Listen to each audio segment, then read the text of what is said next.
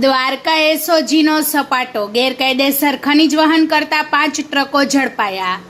ખંભાળિયા અને કલ્યાણપુર પંથકમાં એસઓજીની મોટી કાર્યવાહી, જેમાં સફેદ પથ્થર ભરેલા 5 ટ્રકો કબજે લઈ કાર્યવાહી હાથ ધરવામાં આવી છે.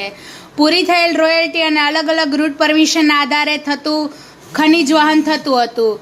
કુલ 68 ટન સફેદ પથ્થર સહિત 77 લાખથી વધુનો મુદ્દામાલ જપ્ત કરાયો છે. એસઓજીએ 4 ટ્રક ડ્રાઈવરોની અટકાયત કરી વધુ તપાસ શરૂ કરી છે. ખનીજ ચોરી અને ગેરરીતિઓ સામે દેવભૂમિ દ્વારકા પોલીસની કડક કાર્યવાહી સામે આવી છે. પોલીસે દસ્તાવેજો અને ખનીજ પરિવહનના રેકોર્ડની પણ તપાસ હાથ ધરી હતી.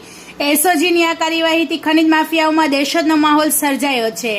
દેવભૂમિ દ્વારકામાં ગેરકાયદેસર ખનીજ પ્રવૃત્તિઓ સામે હવે વધુ કડક વલણ બનશે. રિપોર્ટર ખુશાલ ગોકાણી, દેવભૂમિ દ્વારકા. વધુ સમાચાર જોવા માટે અમારી યુટ્યુબ ચેનલને સબસ્ક્રાઇબ કરો અને અમારા ફેસબુક પેજ અને ઇન્સ્ટાગ્રામ પેજને ફોલો કરો.